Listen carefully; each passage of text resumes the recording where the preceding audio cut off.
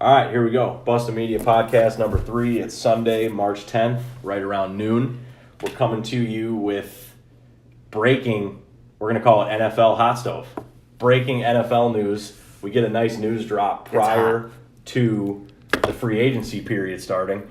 And again, if you haven't heard about this yet and you're any bit of a sports fan, you're probably living under a rock or have some serious issues plugging into what's going on in mainstream media. Antonio Brown to the Raiders for a 3rd and 5th round draft pick. Gruden strikes again.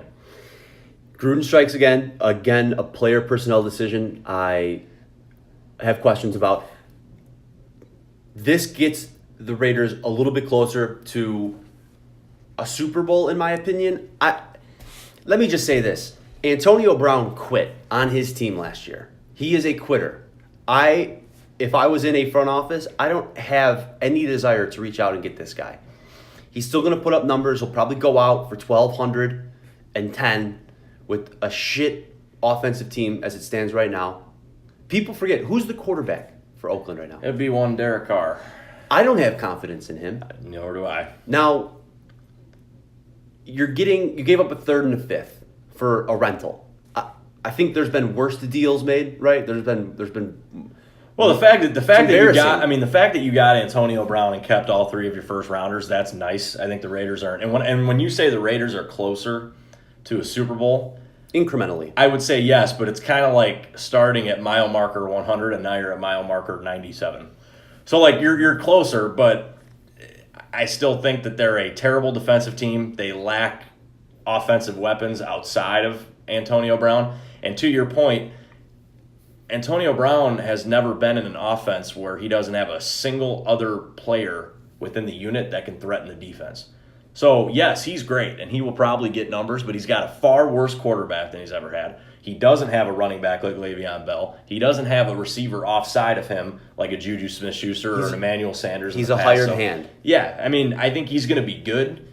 He'll get his stats. The Raiders are a better team today than they were before. However, and this is kind of, I think the main focus of this whole thing, and we talked about it before we started recording, I think the biggest domino effect from this is not even on the field. It is now, did Antonio Brown just set a precedent for narrative changes for any disgruntled superstar NFL player to take sort of like an NBA route now? Like, are we going to start seeing this more and more? Because the one thing the NFL's been great about is it doesn't have the same player empowerment to where, like the NBA does, where players just start tampering and forming super teams. The NFL hasn't done that. Did Antonio Brown just start Well, the tampering part is interesting, or more so the player empowerment, because let's not forget, Antonio Brown was not a free agent. He signed a contract, and he thought his value currently is more than what the contract stated he was going to make. That's the issue that I have. I don't want to go so far as to say that he's a piece of shit. Oh, I didn't say that. No, I don't know. I know you didn't say that, and I'm not saying it directly, but what I am saying is that there's this narrative shift in the NBA, and we see it now in the NFL, of if guys believe that their open market value is higher than what they're under contract for, they're just going to put up a fight. And I think this story today, with him being traded, would not be nearly as big of a deal if he wasn't all over Twitter, if he didn't quit on his team in the last week, if he didn't create this hype around him that I'm out. I want to be out of Pittsburgh. It's a 1-year deal. It's great. It's fine. Well, no, he got a new deal.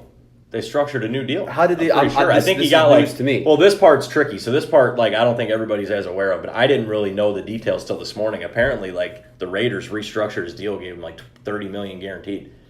So how long is he in Oakland then? I don't know the terms, but that's the part that's scary. Is not only did he force his way out of Pittsburgh, but he actually got an extension. Get paid then. Okay. Yeah, he was able to totally formulate his entire. I mean, I don't think everybody was fully aware of it until this morning, because the stories were still coming out, but because it was breaking late last night. Right. So I don't know the exact. We need to get details, Shefty in here. Yeah, we don't have an NFL insider for BustEm. We need a cap guy. We need a trade guy. Yeah, we're just a reactionary bunch at this point. But I don't know the exact details, but he basically was able to. It's kind of like a kid at Toys R Us with his parents. you want a toy, and they say no, so you Makes a basically scene. just like hold your breath, close your eyes, and stomp your feet until you get your way. And that's basically what Brown just did. And in the NFL, that's like in the NBA, that's been catered to, that sort of behavior. In the NFL, it never has. Antonio Brown just changed the narrative there. And the view from Vegas is nothing. They have not changed the Raiders Super Bowl odds at all, which not surprising to me. No. So it's something to talk about. The NFL is king. If there was any question about it, they make news all the time. It's the off season. The league year hasn't even officially started yet, and we got player movement. We got the combine. We have draft talk. NFL is king. But football never stops. But we're in March now, baby. We are. So let's. This is the first pod in March. March Madness. We have some conference tournaments underway. We saw Murray State won their conference, so that means we will get Ja Morant in March Madness. And from a gambling standpoint now, we don't know where Murray State's going to be seated. But you got to remember, in a one-and-done situation with a talent like him, they have a puncher's chance in a first-round game. So that's a team already that I guarantee they're going to be a sexy underdog in the first round. Yeah, and depending, I'll pull up Lenardi's bracketology. For me, what I look at my guess is they're 12 through 15. I would actually go a little bit higher than that. Really? Yeah, I'll bring it up. But the reason I say that is because historically, teams that have one great player can make runs, or at least are capable of making runs. And Gonzaga is a team that has done it for a long time. But if you have a player like Morant, who his draft status, I think, is already locked in. He's going to be top a lottery pick, 100%. But this can sort of, when legacy gets talked about, this is something where you can cap that. And you don't need to necessarily win the tournament, but you bring that team. No, but you drop somebody and you upset one person, one team, or maybe a couple rounds. I completely agree. And I'll tell you another thing. If they go higher, if you're right on that, and they get an 11 or a 10 seed and they match up against a middle of the pack Power 5 team, they match up against a Wisconsin or something like that, they can 100% win one of those matchups. So I actually think that's really interesting in terms of the fact that we're, like I said, the good thing is we're going to get a Ja Morant sighting. Lottery pick, I mean, he's locked in the top 4. He will go in some form of order with the 3 Duke kids. It's just a matter of where. Hopefully it's the Bulls. I watched Morant a lot lately, and I think he's a great fit for the Bulls. So that would be a great pick. And I think the Bulls are going to end up at 4th, so I like that. Let's stick with college basketball. We're going to do a quick rundown. There was a lot of things that happened in the last few days that you found interesting, starting with, I know you want to talk a little Jayhawks. Yeah, Kansas is dead. Kansas is dead. Bill Self. This is the funeral of the Kansas it's done. Jayhawks. Big 12 run. 14 years is over. Winter has come. And I got to tell you, I think I've talked about this team every single episode so far. Texas Tech, to me, is one of these teams that is not sexy. They don't play a sexy version of basketball. They're very defensive, but lately they've been scoring. The points per game is up. Their wins are quality. It's them and Kansas State right now for the Big 12 title. And I think they're going to end up splitting because they both won out yesterday. Yeah, yesterday. So Texas Tech, to me, is the most that you want to go into the tournament on a high, right? You want to sort of have that momentum going forward. Sure. Texas Tech, to me, is a team that fits it perfectly. They haven't been leading the entire year. They don't have a whole bunch of hype around them. But Chris Beard and what he's done with that team specifically, I am so high on. The other thing is, and if you paid attention to the nightcap, Monday and Thursday nights, 9 p.m. at BustEm Media Instagram Live. There's a plug. That was subtle, though, right? I sort of snuck it in. Very subtle. It was subtle until I just said that. Thank you. We talked about the other breaking news in the college basketball world. Will Wade, the head basketball coach at LSU, on wiretaps, allegedly engaging in a pay-for-play transaction with a third-party broker. Go watch the video. It's up on the YouTube channel. Got another plug in there. You saw how I did that. Go to the YouTube channel. The video's up there. LSU, up until this news, was another team probably going to win the SEC regular season, right? Having a bunch of momentum. I think they play a version of basketball that's durable in the tournament. They're not reliant on the three, which I'm always worried about. See, LSU was like one of my favorite. Like before this news obviously took focus, LSU was one of my teams that I was going to pinpoint as an early round exit.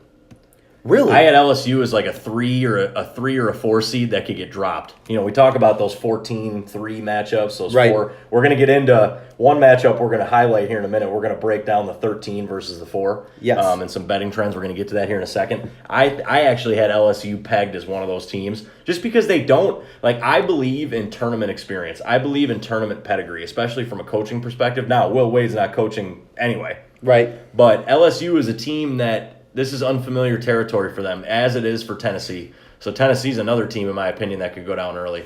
I like Rick Barnes, though. Rick Barnes, to me, is a guy who does have tournament experience. He had a good run at Texas and has had some success. But before we get into the 4 versus 13 seed breakdown, let's do a. We have to touch on it's the biggest rivalry in college basketball. We got to do a quick hit on it. Happened last night. 2-0. UNC sweeps Duke. 2-0. Duke just. Not once did North Carolina play a full-strength Duke, though. Not one time. And like Roy Williams obviously said, the first game, right? You'll take it, but not only that, but who went down last night? So they didn't have Zion, and then another guy. I don't know his name. I don't know, but I'll tell you what. R.J. Barrett had a horrible game. Do you think his draft stock is? I think it has, and I was there? pretty high on him, and it has gone down. Duke is still. They're getting Zion back. It sounds like so. They will come tournament time. Let's do a hypothetical. You got Virginia playing Duke. Okay? I take Duke every time. Really? Yeah, because they've already swept them, and it's a bad matchup for Virginia. It is a bad matchup. They can't go bucket for bucket with those guys. But Virginia, they beat the shit out of North Carolina the first time they met. It's one of those things, A equals B, B equals C, then A must equal C. It hasn't worked out with Virginia and Duke because Virginia has pretty much destroyed the rest of the ACC competition. Duke has had games against Wake Forest, against Syracuse, where they have not looked good at full strength. What do you say? What's that? My problem with Virginia, here's my problem with Virginia. They're a defense-first team, okay? Right. They're offensively a limited team. They have a couple guys that can hit threes, but they're a limited team offensively. That's the wrap on them, right? Right.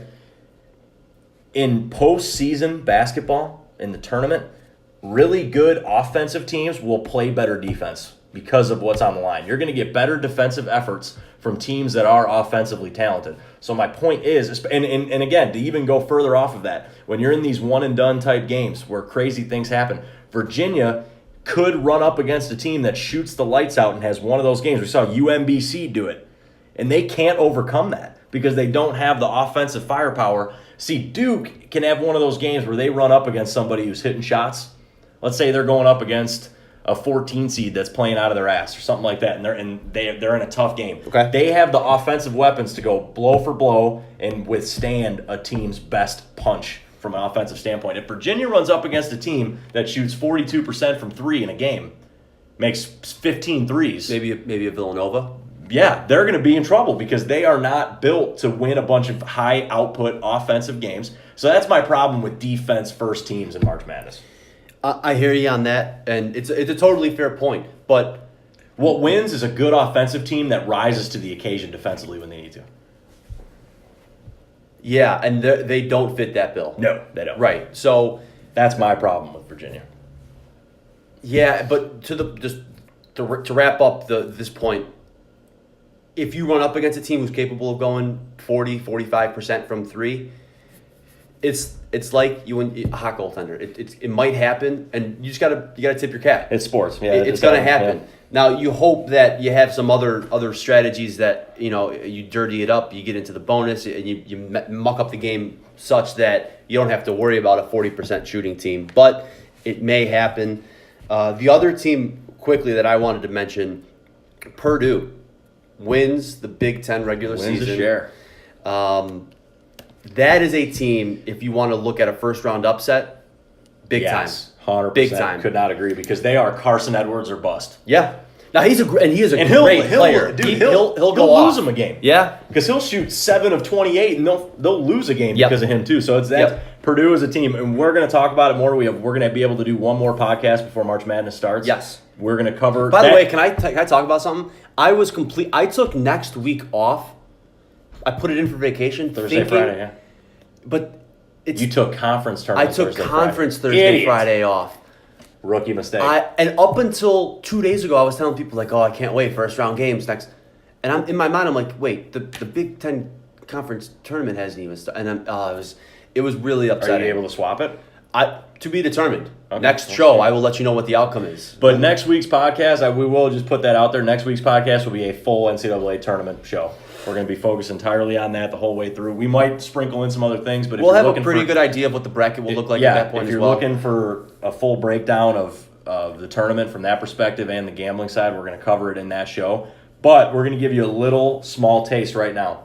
We are going to look at quickly 2 of the very popular first-round seeding matchups where there's been some good action and some good upsets. We're going to look at the 4 versus the 13. Yeah. And then we're going to inverse that, the 3 versus the 14. So why don't you first start by telling everybody 4 seed versus 13. Against the spread, the number 13 seed, is 7-5 in the last 3 years. Yeah, which the point that I want to bring up, and we're isolating this matchup to prove the point, is behavioral betting. So many times people bet what they want to see or bet what their heart tells them, the team that they would rather win. And what you have to worry about is the number, the spread. More likely than not, the higher seed will win, right? But against the number is what we're talking about here. And the lower ranked seed, the 14 in this case, has gone 7-5 in the last 3 tournaments. What that tells me is people are hesitant to blindly bet they are more ready to blindly bet the favorite on the number, which to me you can't do, because if you're catching, perfect example, let's say Murray State gets a 14. It might happen, and you get LSU. Okay, you're gonna be catching 8, 9, 10 points possibly, maybe 7.5 on the low end. I'll take Murray State getting 7.5. I might sprinkle the money line. I might do a little Salt Bay on them. But it proves the point that you can't just look at, okay, well, they're the 14. The 3 should win by 15, 16, 17. No, I agree. Slower games in the tournament. It's much more pressure. It's pressure, and you don't want to give up the booty. That shooting form's a little tighter. You're thinking a little bit more about every decision you make with the ball. I think anyone who's been an athlete, even on the lower levels, nerves are a thing. Especially when you're in a one and done. So let me ask you this, though, from a gambling perspective, when you see how effective these 13 seeds, when you look at these matchups like 5-12, the 12s have had a lot of success outright. Mm-hmm. 13 has had a lot of success outright. Mm-hmm. When you have these kind of matchups, to take these 12, 13, and 14 seeds with 5 points or more as a spread, is it almost one of those things where it's like, how do you not do it?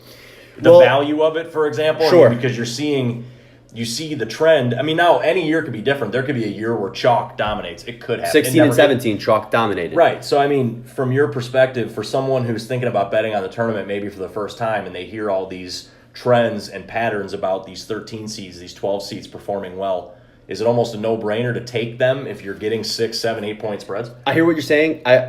I say this a lot. It's game independent. Matchup so you do have to look up matchup specific, but I think there are a lot of amateur bettors, and I don't mean amateur as a knock. What I mean is someone who has less than 500 wagers under their belt total.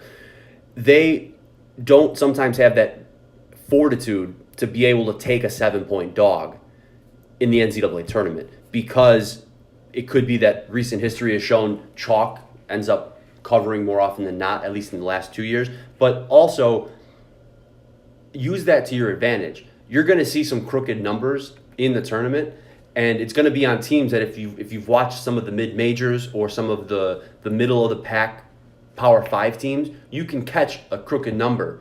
If I see Murray State at anything above 7.5, that I'm pounding.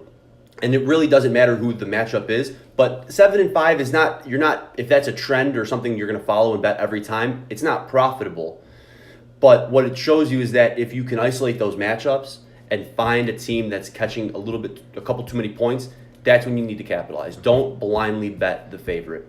I agree. And another thing that I've had success tough, with, Jeff. It is. The one thing that I've done well, I've had 2 real things when I fill out a bracket and bet that I always follow. Number 1, I stay away from 8-9 and 7-10, because historically, those are matchups between two major teams from major conferences that are very even. You're talking similar records. I mean, in 8 versus 9, the biggest difference is who's wearing the home white.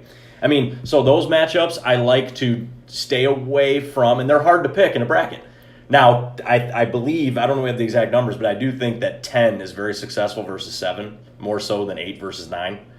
I'll have to look it up, but yeah, it sounds... Those kind of matchups. And the other thing I always like is I like looking at 6. Now, when you look at 6 and 11, 6 seeds tend to be sometimes mid-major teams, or like a team from the Atlantic 10, like a Providence or a Rhode Island that might be good, but they haven't played a lot of people. And then they play an 11 seed like a Syracuse one year that is battle-tested. Look at those kind of matchups as potential upsets. And it can also flip-flop. You can get an 11 seed from a mid-major conference that's very strong versus a middle-of-the-pack ACC team that's had an up-and-down year. So you gotta sort of, like you said, matchup specific. But those, when you look at each different matchup, the 8-9s, the 6-11s, there's trends within all those. And we're gonna break all those down. But everybody kind of has patterns that they use over the course of their bracket pools, their betting in the past that work, don't work. So everybody kind of formulates their own formula based on that. But again, we're gonna get more in tune with college hoops as we go. And the 4-13, just as a quick wrap up, is 5-5. Right. So there, again, all that's telling me is that 5 of those times the underdog, the 13 in this case, covered. So don't blindly bet the favorite on the number. You want to take them on the money line and lay $3-4, you can do that, but there's not much value there, first off, and secondly, you're susceptible to a year where 2 out of the 4 13s win, like in 15. So wrapping that up, I would say as we get closer to the tournament, we're going to get a lot more clarity of who is getting that momentum going into March Madness, and utilize that to your advantage when you look at a seed less than an 8. And we'll go from there. Absolutely. All right, we're going to enter in our segment where we span the sports globe. Quick hits on all the other major leagues, a few topics that we're going to briefly discuss back and forth just so we cover everything. So we're going to span the sports globe, starting with the NBA. Our quick rundown. Your thoughts, LeBron James scoring title versus the Lakers' just horrible season. Your thoughts in general. Bad visual. Bad visual. Top 4 scorers in NBA history now have all scored their last point with the Lakers. It's unfortunate. I think if he had done this in Cleveland, there would be a lot more gravity to it. But what's going on in LA, it's ugly. It just is. I think, and I'm not going to change my mind on this. What happened at the deadline was embarrassing. With him and with Magic and with what was going on with New Orleans, embarrassing. So great achievement, and he'll more likely than not end up the scoring champion. He's got 5 more years in him. I think he has to average 20 per year to achieve it. He'll achieve it. It's just, it was a sad thing. It was bad. I think if you actually take a step back and use your basketball common sense, this isn't really that shocking. No, I don't think the Lakers. happen. I don't think the Lakers' young core is really all that good to begin with, and LeBron is only getting older. He had his first major injury this year. He missed 18 games. Yeah. So, I mean, are they going to sign some big dude? They're probably going to get Davis.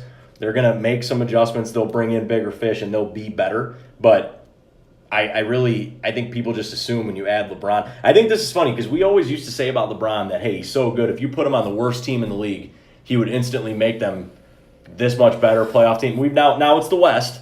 But we've now seen that that's not always necessarily the case. He did it with Cleveland. Right.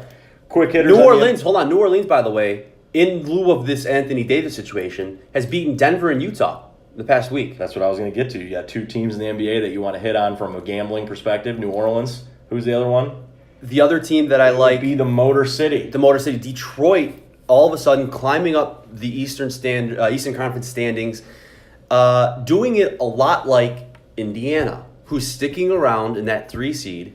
They're winning ugly. They're playing good basketball. The 4-5, if everything holds true, the 4-5 will be the best first-round matchup in NBA history. Oh, yeah. I can't wait. You got Boston, Philadelphia, no love lost. The Kyrie Irving thing is so fascinating to me because they've been on a little bit of a run here. They beat Golden State, which they always do. It doesn't matter. It's not an indicator of anything larger than that. But some of the comments that he's made, and we've discussed them on previous podcasts, he wants out. And I even if they make a commitment to go out and sign a big time free agent to Boston, I think Kyrie does not want to be there. there's this weird sentiment thing going on with LeBron. I think he does want to get back with LeBron at some point, but that 4-5 matchup would be awesome. I think Boston's entire future is going to be predicated on this postseason run.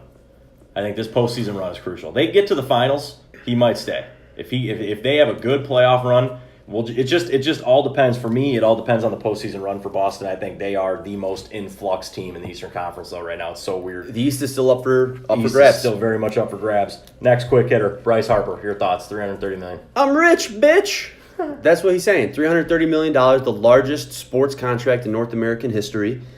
He'll be 39 when the deal's done in Philadelphia. Does this make the Phillies closer to winning a World Series?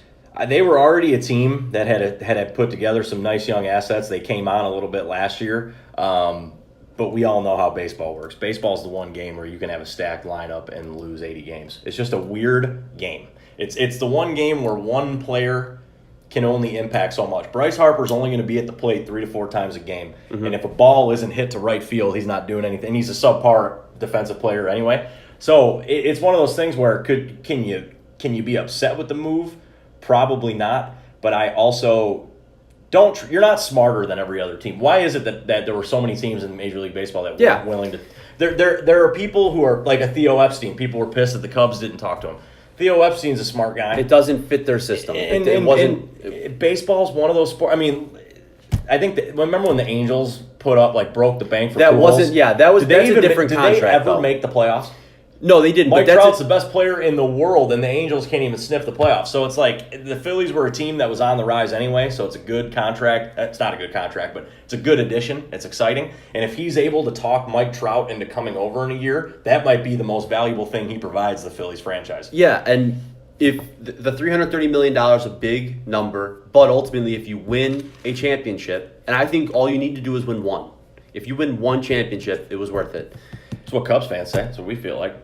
But you got Coach Avocado Toast. I'm not quite sure if he is. Will he be the manager when the Phillies make it to a World Series? I'm not convinced. I don't think he's understood the nuances of handling a pitching staff. And we're talking about Gabe Kapler. I don't know if he will be the coach when they make a run in the playoffs. What more can you say? You got paid. This was happening. I always thought that managers in baseball, the fact that they wear a uniform is kind of unique. What if that translated to other sports? What if Jim Boylan was out there in home whites when the Bulls played? He's got shorts and the tank on.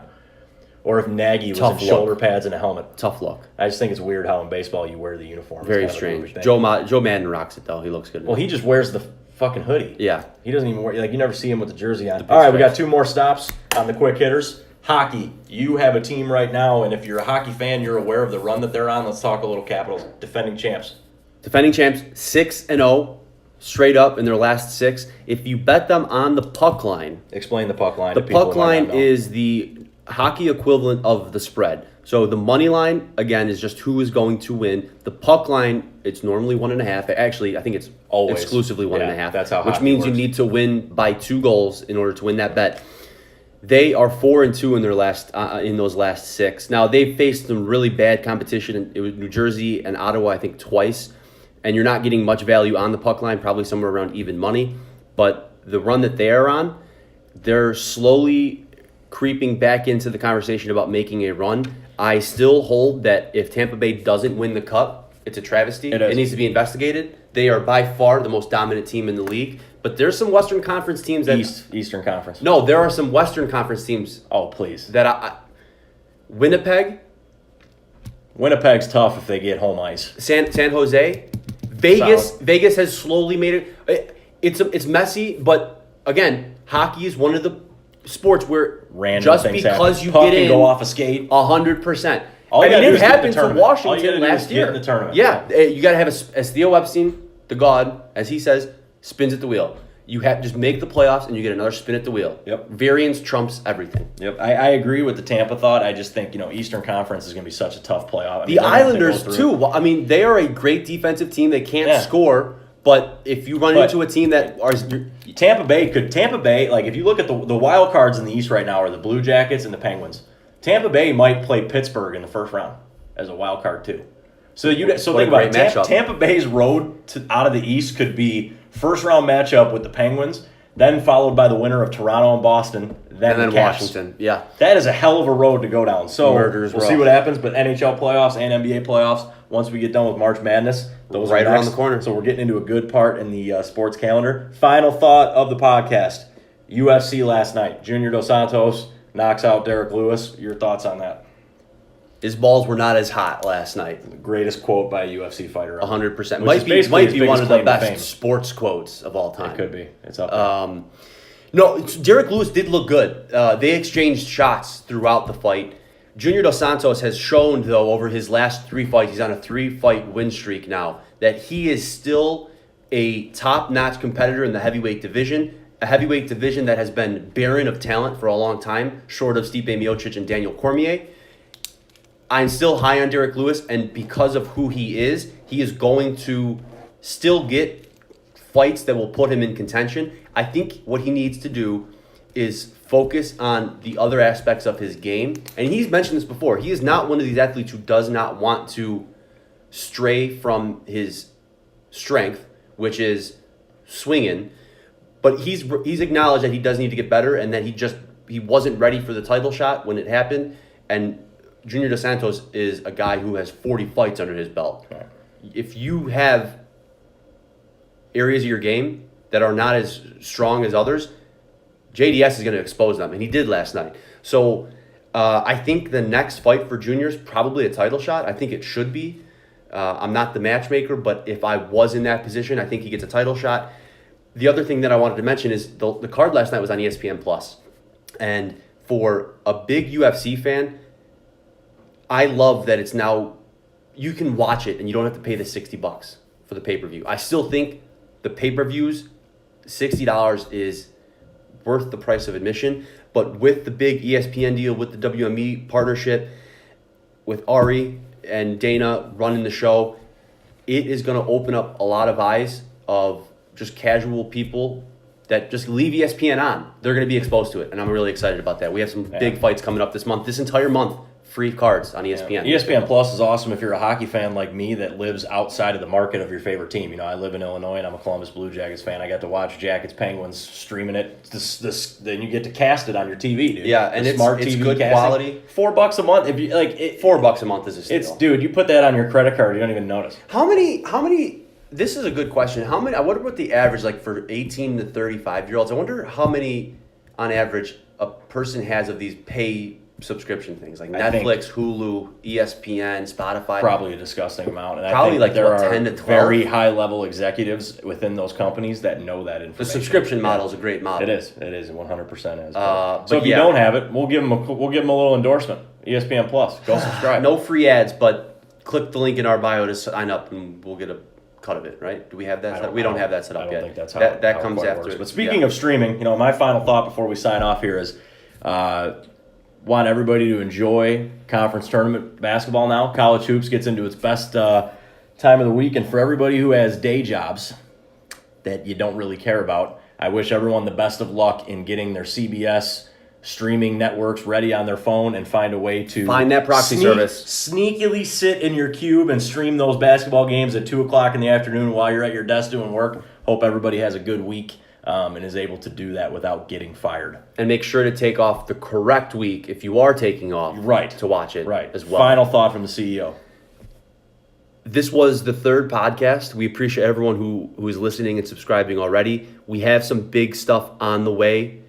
If you haven't tuned into the Nightcap, every Monday and Thursday night, 9 p.m. on the Instagram page, and check out the YouTube channel, BustEm Media. We're going to be putting up more videos there. There may or may not be a guest appearance from a very sharp bettor over the next week or two. So stay tuned as we get closer to March Madness. That's it. Everybody enjoy the rest of their weekend. BustEm Media.